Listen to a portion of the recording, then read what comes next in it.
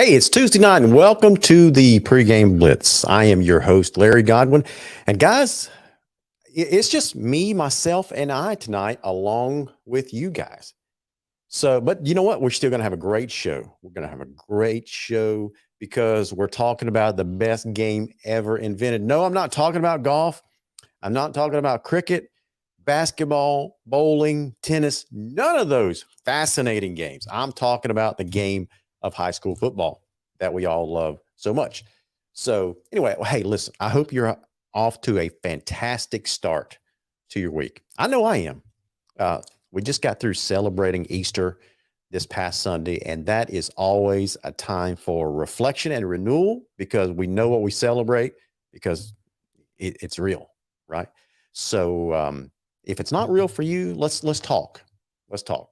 So, moving on to football, I wanted to share and just a thought with you. You know, this past week I had a chance to. Everybody knows by now, as you can tell by my background material here, that I'm a big Lowndes guy, and I don't shy away from that at all. Why is that relevant to this show? Because we've been talking about Lowndes for the last couple of weeks, because that's probably been the hottest ticket, the hottest item to talk about.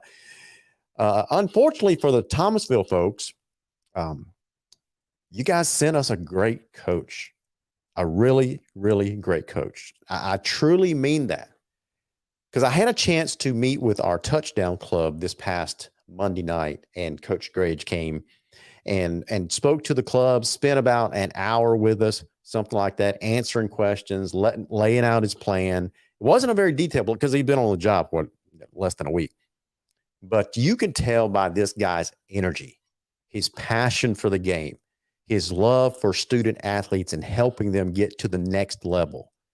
And you know, that was just very infectious. I'll be very honest with you. That was very infectious, or not infectious, but contagious is probably the better word. And that rubbed off on a lot of people in that room. And man, we're ready to go. I wish the season was here tomorrow. As far as Lowndes goes, we've got a long way to go because, you know, it's kind of tough when you hire a coach on March 31st or April 1st. I can't remember exactly. No, it was in the April, I think, when we actually hired him. And so when you are behind the eight ball like that, you're playing catch up a lot. So it's going to be interesting to see how quickly Zach Grage can get his team in place, his system in place, all the things that he wants to do. You know, basically he's drinking out of a fire hose right now. So that's just the way it is, right? And so we're not the only program that has ever gone through that. Valdosta did that last year when Coach Rush Probst was dismissed from the program, and Shelton Felton took over late in the year. The year before that, Rush Probst was hired late in the season by Valdosta. And other programs have gone through that. Colquitt County went through that when they hired Justin Rogers, you know, hiring him late into the year. And so it's going to be interesting to see how Coach Grage, how quickly he can get things up to speed, because he's inheriting a fantastic staff. He's inheriting some really, really good athletes. And so we'll just have to wait and see and be patient and figure out what's going to happen from here. But as a Lowndes guy, I'm very excited about the future of Lowndes football. So let's talk about that. Not Lowndes football, but specifically, what does Thomasville do now? Now that I've got your attention, hold that question in the back of your mind, because guys, got to pay some bills and thank some sponsors. So let me go ahead and thank a couple of sponsors real fast. Pepsi Bottling Company of Valdosta. You guys drink Pepsi. If you don't, what in the world are you thinking? I know there's another brand in Georgia that's very, very popular, based in Atlanta, that kind of stuff. But honestly, guys, Pepsi tastes better. That's just the way it is. And they have other flavors available as well. Mountain Dew, you can't beat Mountain Dew. Mountain Dew Spark, Mountain Dew Energy. They also have Rockstar. So a lot of different flavors that are available from Pepsi Bottling Company. of Valdosta. So thank you to Doyer Deloach and those guys at Pepsi for being a title sponsor of the Pregame Blitz and the Viking Nation on Thursday night. We also want to thank A Shade of Perfection. Listen, you do not have to be a Lowndes company. You don't have to own a home in Lowndes County to benefit from these guys. My buddy Tim Neesmith travels all over South, Middle Georgia, North Florida, wherever the business takes him, he will go. And if you are in the business of new construction or you're renovating your house, you just want to update your windows with custom shades and blinds, this guy can help you out. 229-251-3479. We also want to thank the Migraine and Spine Clinic of Valdosta. You see these guys, these smiley faces on the screen. These are just Josh Batson and Justin Haskin. These guys are certified headache medicine specialists. They also treat back pain. They also are certified to do nerve conduction studies. If you have a need for their services, please look these guys up because they are very, very good at what they do. So we thank Josh and Justin for renewing just last week their sponsorship for these programs. We also want to thank Kyle Conger at White Oak Investment. I talked to Kyle today a pretty good bit. And, we talked about the market in general and how it's going up and down, up and down. And I told Kyle straight up, I said, one of the reasons I like to talk to you more often, especially when the market is doing this roller coaster ride, is because he gives me a much needed shot of confidence, because now is not the time to panic and sell, right? Now is the time to regroup and buy low. That was the advice that he gave to me. Now, obviously, I'm not giving you financial advice because I'm not a financial advisor at all. But if you need financial advice, then give Kyle Conger a call at White Oak Investment. He can help you out. We also want to thank Matthew Godwin at Verizon Wireless on Perimeter Road. If you need iPhones, Androids, accessories, or small business accounts, this dude can hook you up. And yes, there's a reason why we share a last name. So way to go, Matthew. This is our newest sponsor. And that is Freedom with Steve Nichols. Guys, it doesn't matter if you're in the Lowndes County area or you're in Adel or Tifton or Moultrie or Eastman or wherever you are, Warner Robins, because freedom is everywhere. It's everywhere. And that's what Steve Nichols promotes. He promotes freedom. It's basically a political show that's based on Facebook. He's also got a website, freedomwithstevenichols.live. If you like a direct, no nonsense kind of guy, this guy is your man. He's on the air Monday through Friday from 6 to 9 a.m. So we want to thank Steve, Freedom with Steve Nichols. So thank you so much to those sponsors. Guys, I'm going to put the phone number on the screen. Here's the call-in line for tonight, because I'm going to ask you a very, very direct question. What does Thomasville want in a head coach, and who do they go after? What do they want in a head coach, and who do they go after?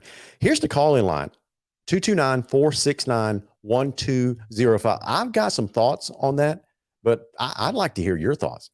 Do they go after someone that – let me start the conversation out this way. What do you think the attributes are for Zach Grage, the former Thomasville head coach? If you're Shamika Baldry, all you Thomasville folks that are watching tonight, what are your thoughts? What do you think the attributes that you loved so much about Zach Grage? And I use that term love on purpose, because last week or the week before when Zach Grage was being named the Lowndes head coach, I saw all over social media the Thomasville fans really, really, really taking it hard. They were wishing Coach Grage well. They were thanking him for what he did for the program. You can really tell what someone thinks about you when you exit the scene, whether it's you leaving a job in your professional life. Well, let's say you're a school teacher and you're leaving the school, this school and going to another school. If you're a bank president, you're leaving a bank, you're going, if you're a, an auto mechanic and you're leaving this shop to go to another shop, or you're a head coach and you're leaving this team to go to another team, you can tell. That's when you really find out the truth about what people think about you. And so when Zach Grage exited the program over in Thomasville on his way to Valhalla Drive on the Lowndes campus, there was just from what I saw on social media, there was such an outpouring of support for Zach Grage, the vast majority of Thomasville fans. Am I way off base on that? I mean, that's the way I was reading the room a couple of weeks ago when Zach Grage was named the head coach at Lowndes. So that outpouring of support, even though he's going to be wearing different colors over in Lowndes country, right? All their fans are going to miss him. So here's my question for Thomasville fans. Do you guys want another Zach Grage, or do you want something else? Do you like the qualities and the characteristics, the traits of Zach Grage so much that you want another guy just like him? So it's the old adage, if it ain't broke, right, don't fix it. If you liked what he did, do you bring another guy in? Let's see. Kyle Richter says, LG, is there any way you can have a three-way conversation with all three coaches at the same time, Grage, Calhoun, and Felton, just to have their thoughts on the region and all three being That's a great idea. I will try to reach out to them. It's very difficult to schedule something like that, Kyle, just because people have different schedules. I mean, these guys are really, really busy as they approach spring practice. So, we can try. We can always try. It's highly doubtful that we can get all three of them at the same time, but that's a really, really good idea. Thanks for, suggesting it, man. That's really good. Guys, don't be shy. If you don't call, you don't call. That's fine, because I can talk.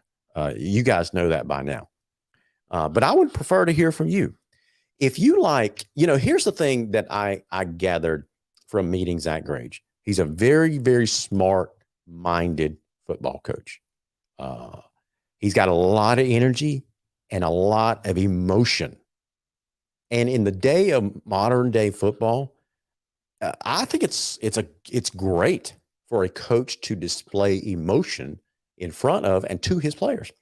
Let me give you an idea what I'm talking about. My buddy Will Palmer over in Thomasville sent me this video that I'd forgotten existed because it was all the way back in, I think, 2016. It was you Thomasville fans and Thomas County Central fans. I'm going to remind you, this was the Rose City matchup in 2016 between Thomasville and Thomas County Central. And it was a highly emotional game. Now, I'm going to also remind you that entering that game, do you guys know what Thomas County Central was ranked? I mean, this is before they started falling on tough times, okay? TCC was ranked number 8 in the polls by the AJC, and they were ranked number 10 in the Writers' poll. So in 2 different polls, they were in the top 10. So Thomasville takes on TCC on August 26th, 2016. Here's a highlight reel that Will Palmer sent me. This was a highlight reel that was put together or produced by ITG Next, and that's Phil Jones, that company that Phil Jones belongs to. So I want to make sure I give proper credit to the video creators in ITG Next. So, but here's the highlight. So it's about 5-6 minutes. So, but it'll be well worth it. If you're a Lowndes fan, you got to want to stick around and check out the end of this video. Check this out. There shouldn't be much to say this evening. All right, if you ain't got a little chill, I mean, you look at that crowd, what better opportunity can you have right now than to play for the rest of your life to be the man, to be the man.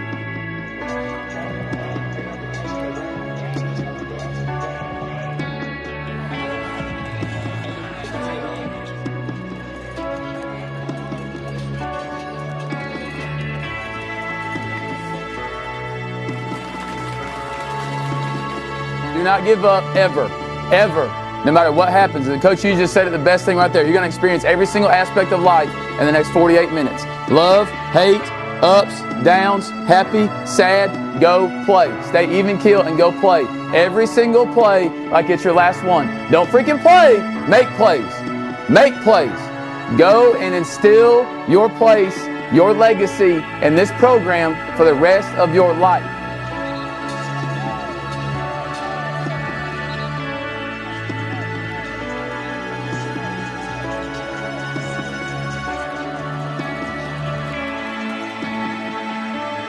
Don't be complacent in what you've already done. We haven't done anything.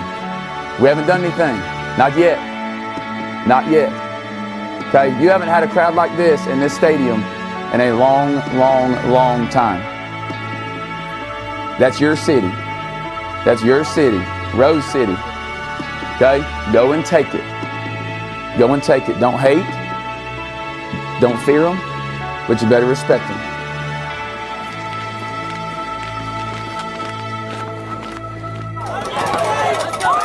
Y'all get up now.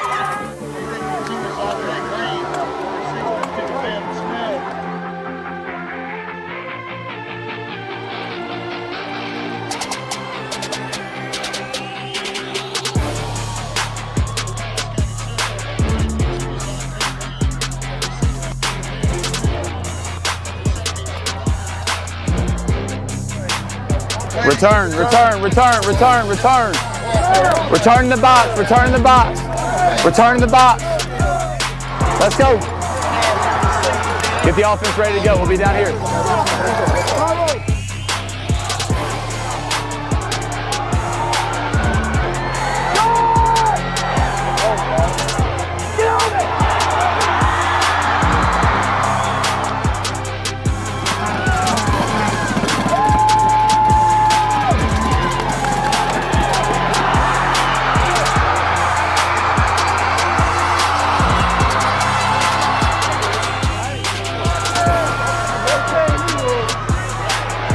Good, good, good, good. Let's go, let's go. Return, return.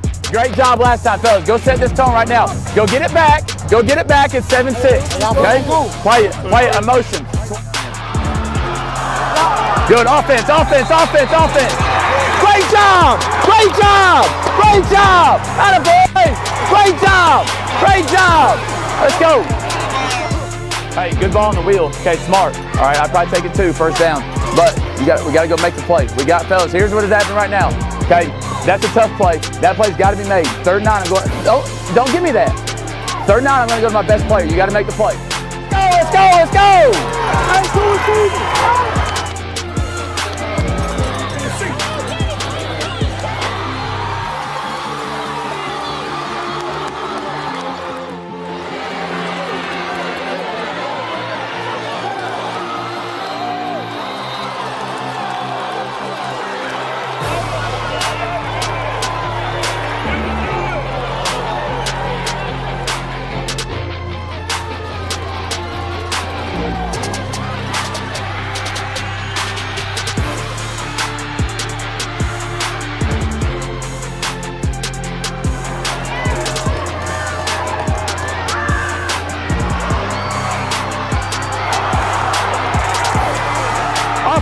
Offense.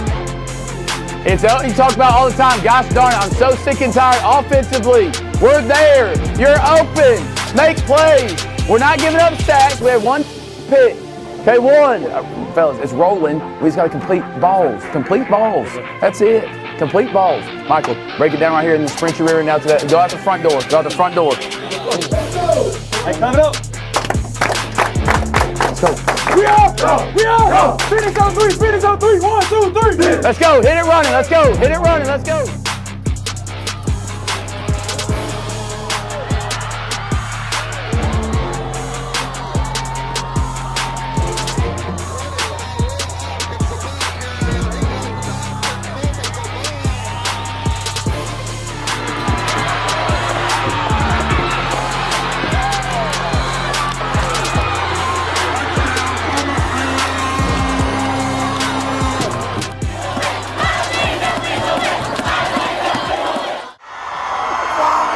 Y'all worked too hard for that to happen.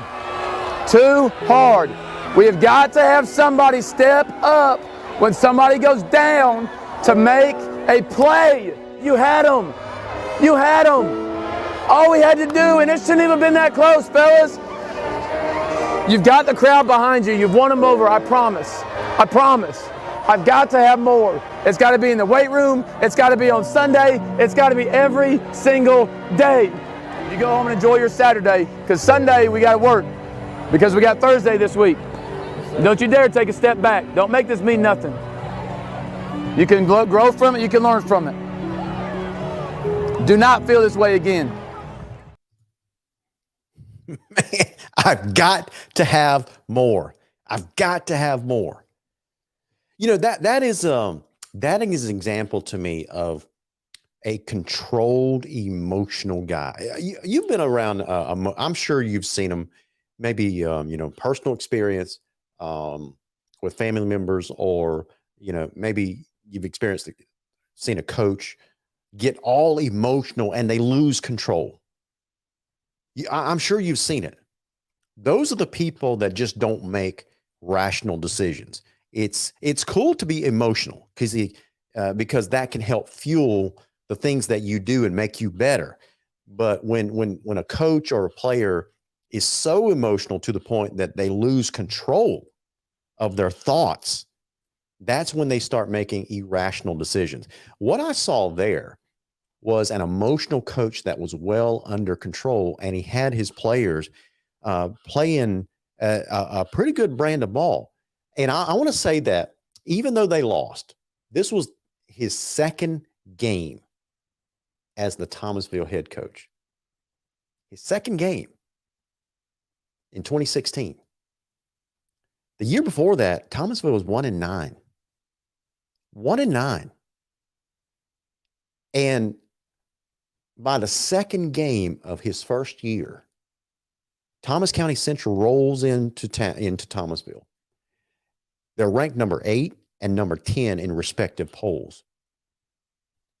They walk away with a victory, but you know how close that ball game was? It was 16-14. 16-14. That's why he was so emotional with his guys. Like, guys, you had them. You had them. And now he takes a program that was down and out, falling hard on their time, down on their luck, right? With Coach Leroy Riles. He comes in, instills this culture change, if you will, starts the season 0-2 and finishes the year, 5-5? That is amazing to me. And oh, by the way, what do you think he went as a region record goes? The guy was 4-1 in his first year in the region. 4-1 his first year in the region. So that's why, when I take a look at Zach Grage, I can see why the Thomasville folks were emotional and but they were kind of broken up about it. Like, man, best of luck, coach, but dang, why did you have to leave us now? So anyway, what is Thomasville looking for in a head coach? Do they look for someone emotional, someone full of energy? Do they hire within, or do they go outside the program?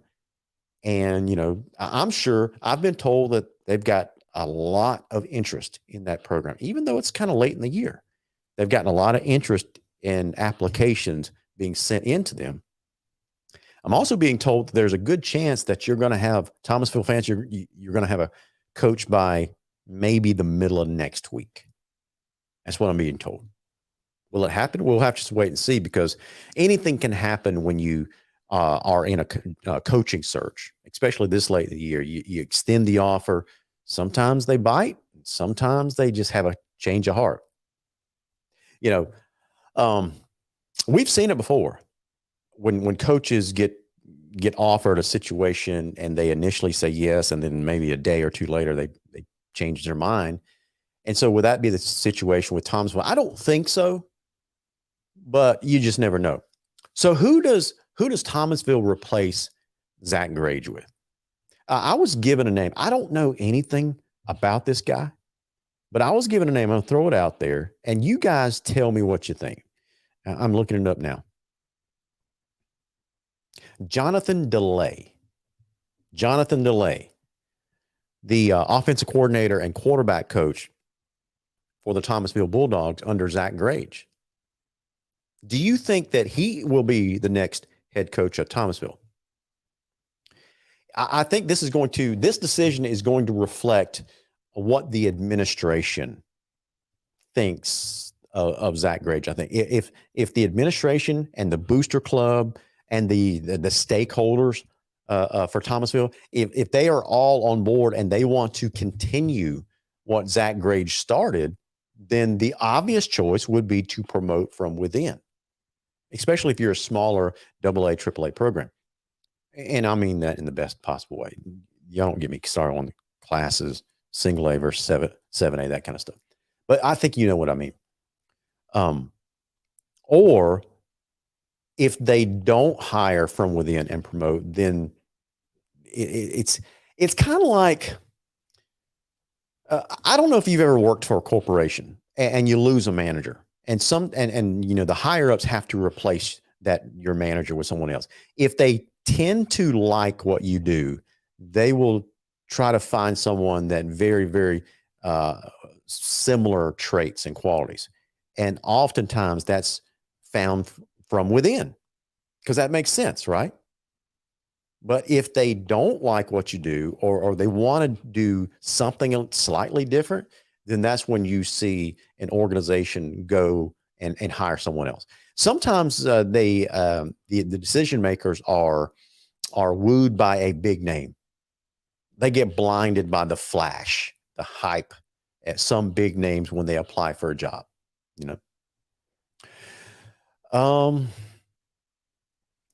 So Diane Jernigan Stevens. So I don't quite understand. So why? I'm assuming you meant, so why don't Lowndes do from within? I'm assuming, Diane, you're asking. So why didn't Lowndes hire from within? Well, Diane, apply what I just said and apply it to the Lowndes situation, and there's your answer. I'm just saying, there's your answer. And I'm more right on that particular answer than I am wrong. You have to trust me on that. Okay. Kyle says, LG, talking about the region in 2 years, I could easily see Colquitt, Lowndes, Valdosta, Tifton, Lee County, Northside, Houston County, and Veterans. Man, that is a big region. You got what? 1, 2, 3, 4, 5, 6, 7, 8 teams in that region. Then a coastal region containing Camden, Richmond Hill. That actually makes sense. That makes sense. We're going to talk about that a little bit more a little later in the show. The decision that the GHSA made. What Kyle is talking about is the decision. Now, I just made a really bad assumption. The screen name says Kyle and Susan Richter, but I don't really know who I'm talking. Am I talking to both of them? Am I talking to just Kyle, to just Susan? So when I say Kyle, it's the first name that pops up. So that's what I mean by that. I don't want to take away from any comment that anyone makes. So Kyle, there you go. It's Kyle. So Kyle, that is an excellent point. And we're going to talk about that a little bit later, because I'm going to ask you guys a question. I'll go ahead and throw the question out there and let you guys be thinking about it. We used to have 6 classes. What was the last year that the GHSA had 6 classes before they went to 7 classes? What was the last year that the GHSA had six classes? And we're going to circle back around to that question and answer that a little bit later on in the show. Did you hear the one of the questions that Zach Grage asked his Thomasville Bulldogs? He said that, not the question that I asked him. one of the things that he told them, he said, that's your city, the Rose City. And this is a huge rivalry, right? And so that's when you can tell when a group of athletes is bought in. You know, coaches say that stuff all the time, right? But when you take what he said and then you actually see how they played and how close they came to upsetting a top 10 ranked TCC at the time, you know that those players have bought in. Is it going to be the same for the Lowndes situation? Now, for you TCC fans that are watching tonight, I think, let's see, Kenneth Hurst, I think you're a TCC fan. If I'm not mistaken, I may be wrong, but if I'm not mistaken, Kenneth Hurst, he said Grage is a famous family man and great coach. I got a question for the TCC fans out there. Is this the perfect timing? Is this perfect timing for Justin Rogers when he enters the scene in the Rose City? I'm going to kind of take you guys back to 2002. Do you know what was so special about 2002? That was the year Randy McPherson became the head coach for the Lowndes Vikings. That was his first season. And you know what was interesting about his tenure when he took over that position? And I'm going to liken this to the situation over at TCC, especially when it comes to Thomasville. So in 2002, Randy McPherson gets hired by the Lowndes Vikings. And many people, and I'm one of them, many people would argue that it was perfect timing on his part because he basically inherits a big program. And at the same time, Valdosta starts to go through some undulations as a program. Colquitt County is going through some challenging times. I see Rufus watching. He knows exactly what I'm talking about. Colquitt County is going through some trying times, right? Tift County was Tift County. Sometimes they're good, but sometimes they're not. So they're going through some trying times. So you got Camden County wasn't part of the region back then. So you got all these major players part of this Region 1 triad, if you will. And they're all going through some struggling times. And here it is, Randy McPherson comes and he takes over this great program. Rufus, did you hear what I said? He takes over this great program in Lowndes and basically has the run of the town. He's got some great athletes, installs an offense that really hasn't been seen very much at this local level, right? And runs it to perfection. Well, he's one of the not architects, but one of the masters of the wing tee back then, right? And so then he had some stellar athletes like Greg Reed and Gerald Demps and Telvin Smith and some of these great athletes. And so he takes Lowndes and they're starting to ascend. And these other programs are starting to decline. So it was the perfect storm for Lowndes to go on their run. So now you fast forward to today and the Thomasville TCC situation. You got a really good coach in Thomasville that really let's be honest, he resurrected that Thomasville program, brought it back from the dead.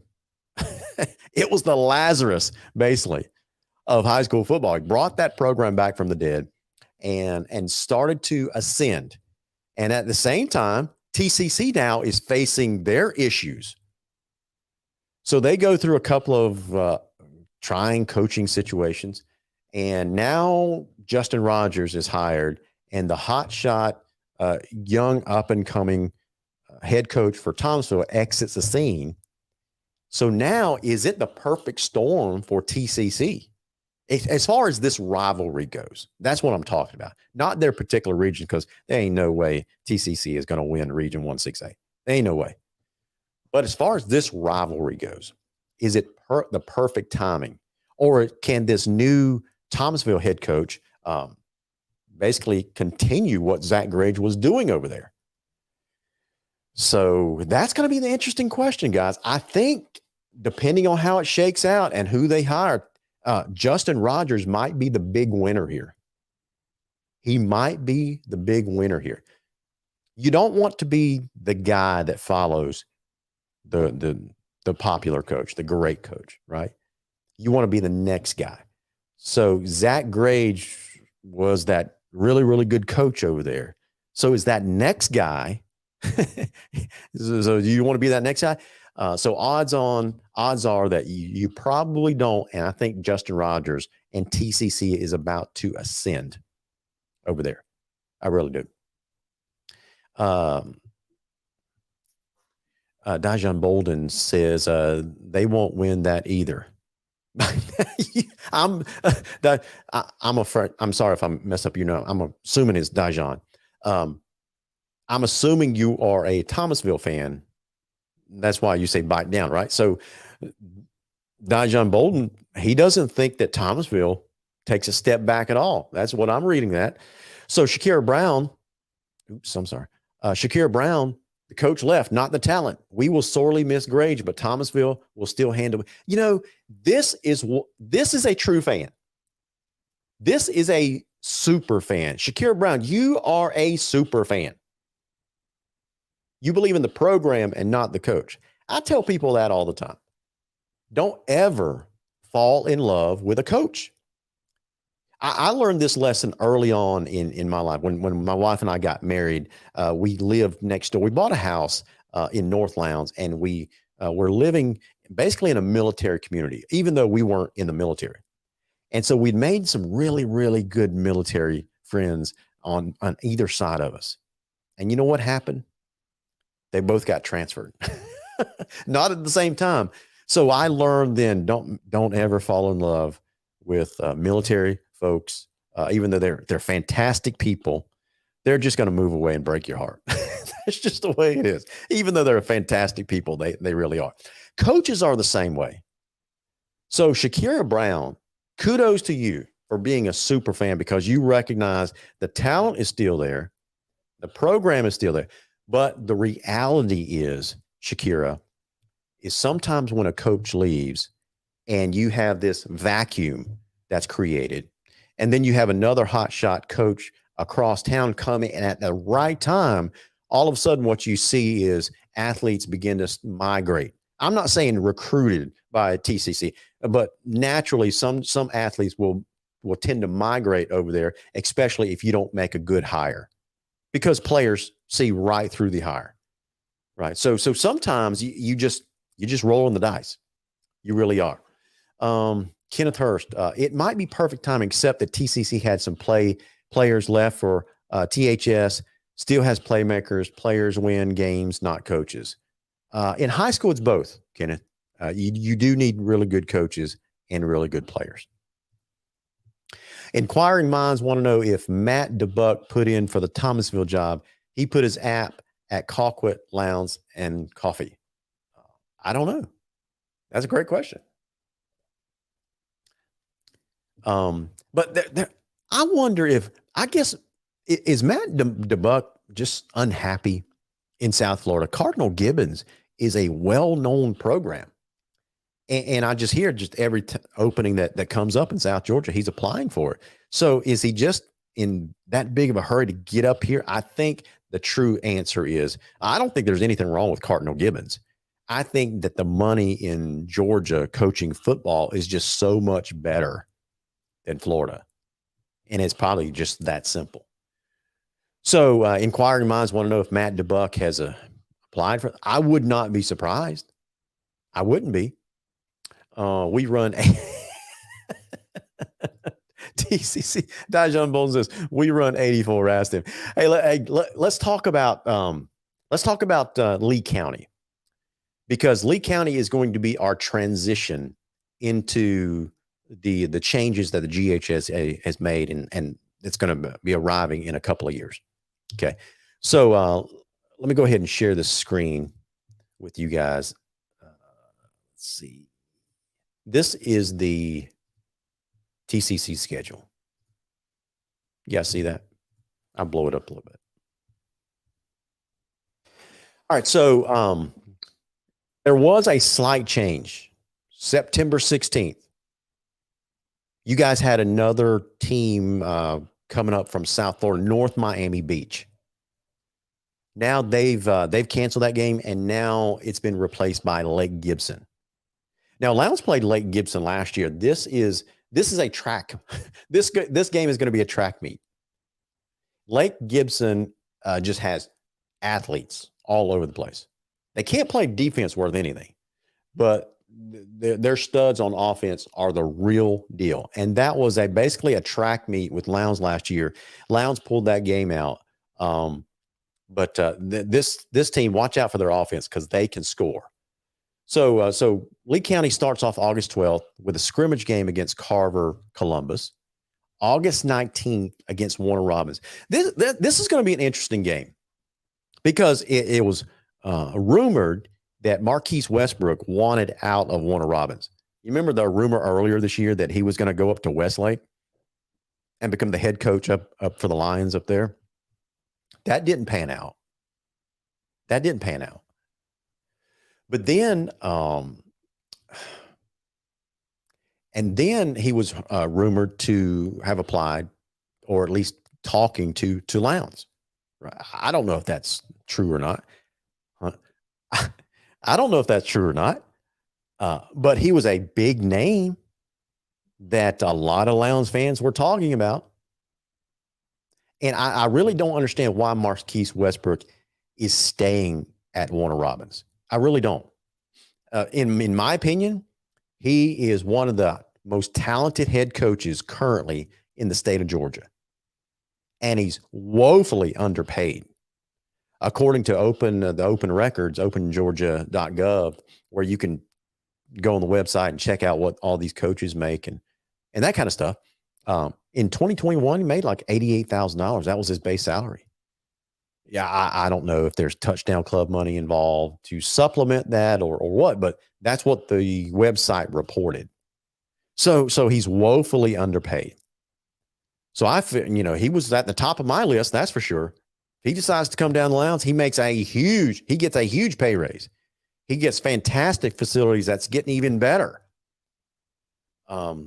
With the build out of the indoor practice facility and the renovation of the stadium, new $10 million field house. So he would have been walking into a really good situation. But for whatever reason, Marquise Westbrook, he's sticking around at Warner Robins. Maybe he just loves that community. I don't know. Sometimes you just do.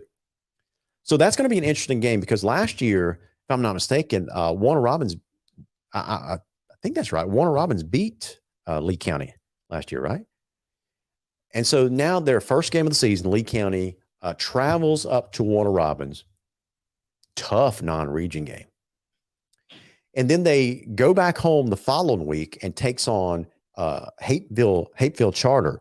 This is a smaller classification school, but it's loaded with super assembled transferred athletes. Sometimes that's the case with these types of schools, and Hapeville Charter sometimes benefits from that. Maybe they will this year, maybe they won't. But that's still another high quality non-region game. Then Lithia Springs, I expect that to be a blowout. Lee County is going to win that one easily. Lee County is also going to win the next game, September 9th, really, really easily. Colquitt County is going to, fumble all over themselves. Lee County is probably going to win that game like 49-10, something like. Guys, I'm kidding. Rufus, don't get all upset. Don't get so worked up, man. I'm just kidding. That's going to be an interesting game because you've got Dean Fabrizio. He's basically the dean, literally the dean of head coaches in South Georgia now. And he's taking on first-year head coach in Sean Calhoun, not first year overall, but first year at the helm of the Colquitt County Packers. But you know what? Sean Calhoun's got some fantastic street cred where Colquitt is probably going to be the favored team in Region 17A this year, according to what legendary coach Rush Probst said today on the Phil Jones show. They really ought to rename that the Rush Probe Show. I'm just saying they really should. What is Lee County's classification?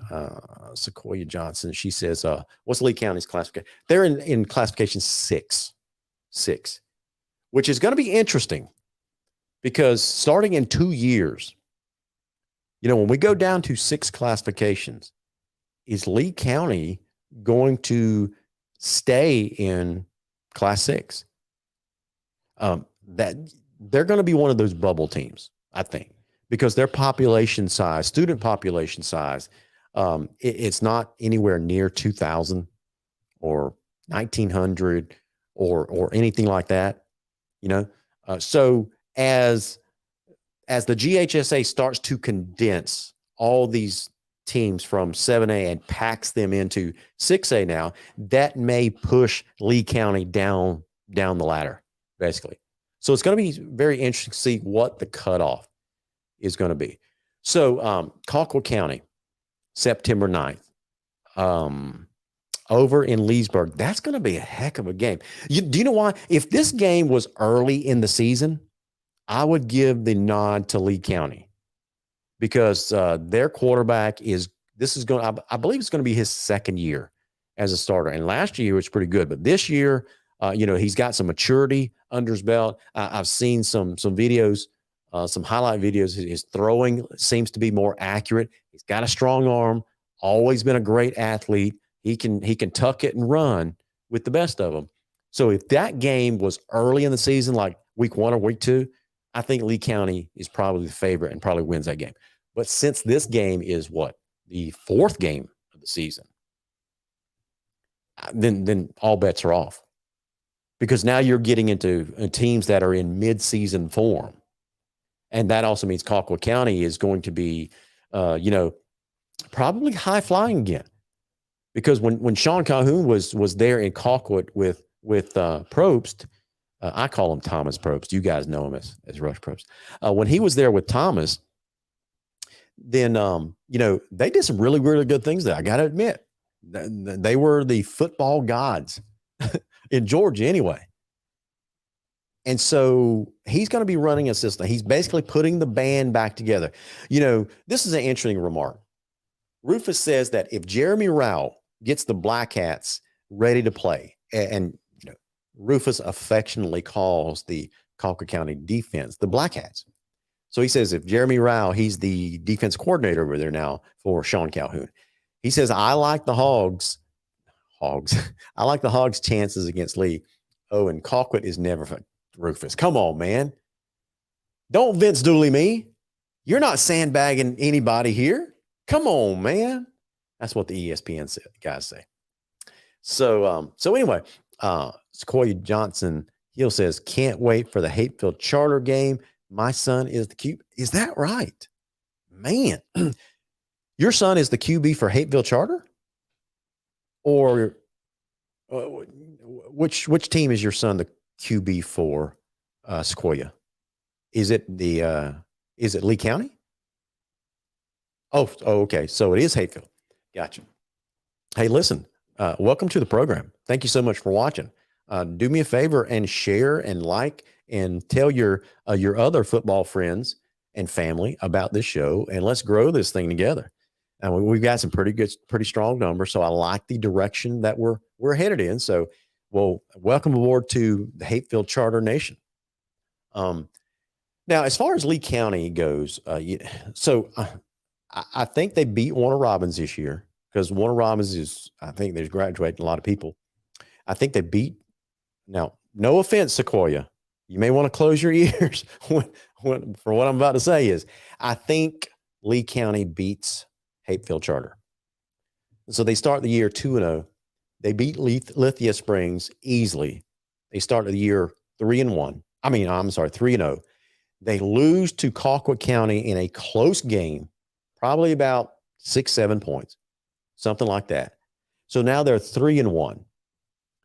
They entertain Lake Gibson, and now they are a bunch of angry Trojans, right? So I feel sorry for Lake Gibson. Dean Fabrizio will have that defense for Lee County flying high and hammering people from Lake Gibson. And so I think Lee County beats Lake Gibson probably by 14 to 17 points, something like that. So now they're 4-1. And now they have an open week, September 23rd. September 30th, you can see on the screen, they start their region play at 4-1. Is that right? Is that what I just came up with? Yeah, 4-1. And so they beat Houston County easily. They beat Veterans easily. They have another, man, how many open weeks do they have? So they beat Veterans easily. So now they're 5-1, 6-1. I think they beat Northside Warner Robins easily. I really do. I know we've got some Northside Warner Robins fans that are watching tonight. Jimbo, I'm sorry to tell you, buddy. I think you take it on the chin against Lee County. So now they're 7-1. Now TCC comes to town senior night. Lee County hammers TCC. This game will be ugly. This game will be ugly. I don't care if it's the 9th game of the season under Justin Rogers' first year. This game will be ugly. Mark my words. 9-1. And then they beat Tift County in the last game of the season. So there you have it. Their only loss, LG is projecting that Lee County's only loss in the regular season is to Colquitt County. Right. And the rest of the region games, they win pretty easily. Pretty easy. The closest game will be Northside Warner Robins, and they will probably win that one probably by 10 points, if not more. That's just the way I see it. That's just the way I see it. Can't wait for the Hayfield Charter game. Absolutely. Absolutely. Lee has never beaten Colquitt. Rufus, that streak continues this coming season. They won't beat Colquitt this year either. I'm just saying, man. I'm sorry to all my Lee County faithful out there. Listen, I would love to be proven wrong. I got to admit, I love it when Colquitt County loses. I just do. I don't know why. Maybe it's the Lowndes guy in me. But I'm also as objective as possible. I still see things through crimson-colored glasses, so don't get me wrong. But I try to be as objective as possible. And my objectivity for that game says that Colquitt County beats and handles pretty easily Lee County. It'll be close for a half. It will. But I think Colquitt is just too strong and too deep. You guys, you got to remember, Colquitt County was a fairly young team last year, and they're bringing back a lot of people. And I think they're bringing back a lot of people on that offensive line, which has been the bread and butter for the Colquitt County Packers since Rush Probst got there. I mean, that's one of the things that I noticed very, very quickly.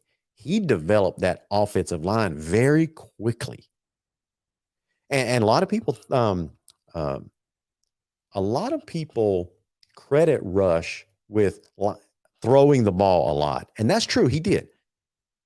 But one of the things that I noticed in his power spread was that team was just as dangerous, if not even more dangerous, as a running team. That's true. So we got a few minutes left in the program. Let's talk about the decision that the GHSA made. And that was, in all the hoopla that surrounded the Lowndes hire with Zach Grage, some of the news that got lost in the shuffle, guys, was the GHSA voting. Basically, let's be honest, they were forced to do this, right? They didn't do this willingly. They were forced to contract the number of classes back down to 6. And they did it for, expense reasons, travel expenses. I mean, that's basically what happened, right? Because they had some legislators breathing down their neck, and they're just tired of it. So they basically came to a compromise, and that's why it passed overwhelmingly. I think it was unanimous at the executive committee and the board of trustees. Unanimous. I don't think that ever happens. So that's basically, they were being strong-armed. And that's okay, because I think that's what we all wanted anyway. So what's the result? So I asked you a question. What was the last year that we had 6 classes? What was the last year that we had 6 classes? It was 2015. It was 2015. And here's the interesting thing. We only had 6 classes for 4 years. 4 years, from 2012 to 2015. So it was 2012, 13, 14, and 15. And the last year that we had 6 classes, this was the region. You had Colquitt, Camden, Valdosta, Lee County, and Tift County. For you Lee County fans, Lee County that year went 1-4 in the region and 6-4 overall. They finished 5th in the region and missed the playoffs that year. That's how strong that region was from top to bottom. You had the stalwarts, Colquitt, Camden, Valdosta, Lowndes. Lowndes finished as the 4th seed that year. Then Lee County and Tift County. And so, do you guys remember one year where we had this super region that included Northside, Warner Robins, and Warner Robins? That was an incredible year. Just fantastic football up and down. I think it was the 2008 season that I remember vividly. So I can't remember who said it earlier on. Trying to find the comment. I can't remember the comment. There's just too many comments. So somebody had talked about what the potential regions would look like in a couple of years when we go back to 6 classes. Guys, it could go a couple different directions. You know, we could pick up a couple of things. Tift County's in. They're going to come back up to the highest classification again because they barely missed it this time. Lee County, will they make it to the highest classification? I honestly, I don't think so. It's possible, but I don't think so. Is Coffee County going to make it to the highest classification, to Region 1 and rejoin Lowndes and Valdosta? I don't think so. Unless they have a magical growth in student population over the next 2 years, I just don't think it's going to happen. Now, here are some possibilities that I think may happen. Northside Warner Robins, you're on the bubble.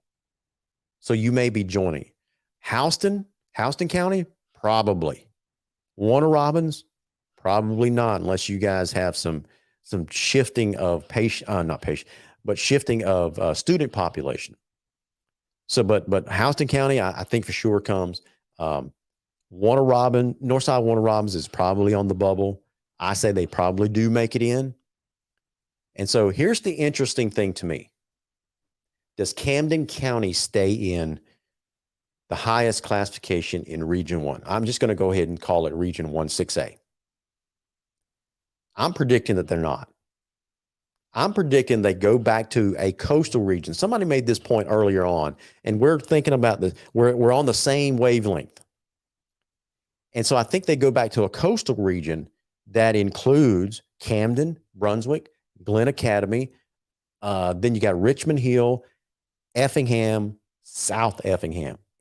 And it's basically an I-95 corridor, the I-95 region, the old Region 2. Back in the day when they were in a smaller classification. I think that's going to, because it just makes sense. Now, I'm not going to accuse the GHSA of making sense when it comes to designing regions in a couple of years, right? So if their reasoning is to cut down on travel cost, right? And that's why they went to 6 classes. Now, when it's time to draw new regions, doesn't it make sense to take Camden out of our region and eliminate that 2.5-hour drive and put them in a region that goes up and down I-95, where you basically got an hour to Brunswick and less than an hour to Brunswick and Glen Academy, right? You got a little over an hour to Richmond Hill. You got a couple of hours to Effingham, South Effingham. So instead of the closest team that they have now is Valdosta and Lowndes, which is 2.5 hours. Then if they have to go to Colquitt, you got to tack another 45 minutes. If they go to Tifton, that's 3+ hours. So it just makes sense to take Camden out of our region. But again, I'm not going to accuse the GHSA of always making sense. Travis Hart, LG, do you think Richmond Hill will go to 5A when it goes back to 6? No, I don't. I don't. Travis, I think you guys are in. You guys have the numbers to stay in the highest classification. The question to me more likely is, I think you guys stay in the highest classification. We'd call it 6A, but you're probably going to be put in a region that goes up and down I-95. That's what I'm thinking.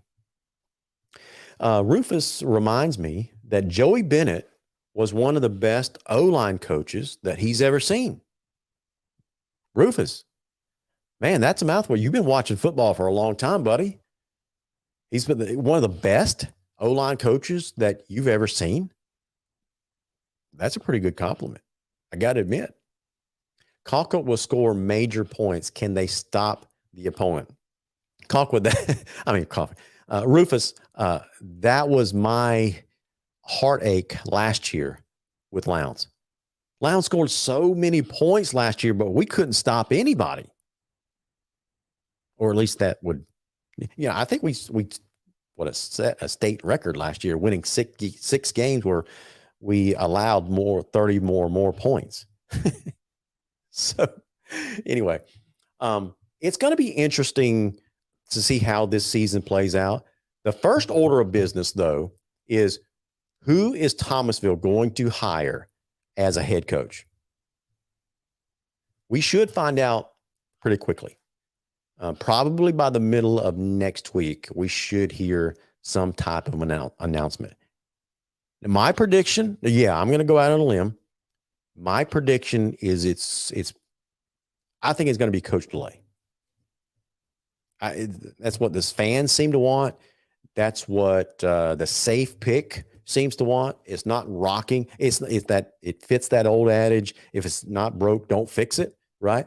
So if he was part of the reason why Thomasville arose from the ashes and basically became the dominant team over there, then why not go with one of the guys that got you there, especially one of the offensive-minded guys?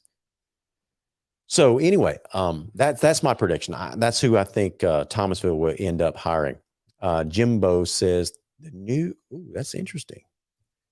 The new 1-6A will include veterans most likely. That area, Jimbo, you are exactly right. Man, Houston County is kind of a weird county. They've got growth all over. It's one of the few counties where I've seen growth on the southern end of the city or county. Oftentimes you see growth in the northern or the northwest corridor of a county or city, but Warner Robins kind of turns that, and Houston County kind of turns that on its ear, and you see a lot of growth on the southern end of the city and county. And so yeah, you're exactly right, Jimbo. Veterans is that whole area. And man, what a beautiful high school that is. Forget about their football team. That high school was just gorgeous. So last question here. Chris Pace, big Coffee County fan. What are your thoughts of a Region 1-6A and Region 3-6A? Coastal Georgia could be 3-6A with those teams you mentioned. And if Coffee does go back to 6A, they could be in 3-6A. You can put Coffee anywhere, Coastal Georgia, South Georgia. Chris, that's an interesting thought, man. Coffee County sits in an interesting area. It basically sits on the bubble between two different regions of Georgia. You got South Georgia and you've got coastal Georgia, right? And Coffee County is right dab in the middle of that, where you can claim Douglas as part of any of those regions, right, Chris? So this is Chris's point. It's like, okay, where do they go? So if Coffee County has the population to go up to 6A, Chris, then I would bet that they would petition to join the coastal division. and honestly, I actually think it makes more sense because it's easier if you're sitting in Douglas and you start to drive. It's easier to get to the coastal areas versus going through the backwoods to get up to Veterans High School or Northside Warner Robins or Lee County or even Colquitt. It's just easier and faster, I think. And so if the idea is to reduce travel expenses in your situation that you're pointing out, if they have the population to go back up into 6A, it makes sense for them to join the coastal region. It does. Christopher Sloan, Thomasville needs an experienced coach that knows how to continue building the program. Interesting comment, Christopher. So it sounds like you're advocating that they go outside of the internal candidates and go find yourself an experienced coach that can build on top of what Zach Grage built. That's what you're saying. Kenneth Hurst, Rush not coaching until 2023. He got surgery lined up till December. That's what he says. I heard him. That's what it Listen, Kenneth, I caught the last, I think, 15 minutes of the Rush Probst show today. I did. So I heard him say that. Now, believe me when I tell you that Rush Probst will still be an active member of the South Georgia coaching staff. Do you guys know what I mean by that? He still will be active. He won't be down here in person. But believe me when I tell you this, he keeps up with these coaches. He talks to them all the time. That's how he knows so much about these programs, which I'm kind of concerned about being a Lowndes guy. How Rush knows a lot about our program. I think a little too much. But anyway, he does. He knows all about all these programs because he stays connected to all these other coaches, and they tell him stuff, and he tells other people stuff, and those other people tell me stuff. So it gets around. It gets around. So Rush, keep your hands off of Lowndes. All right. That's all I'll say. No, Thomasville should offer Coach Freeman the bank till he Brooks. Maurice Freeman, his name often comes up when it comes to these new open positions, these new coaching openings, right? I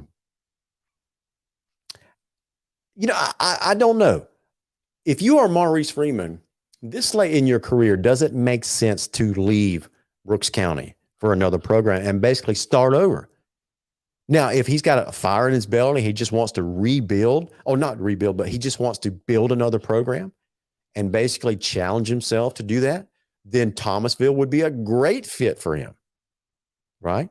He could probably still continue to live where he's at, not have to sell his house or move or anything like that.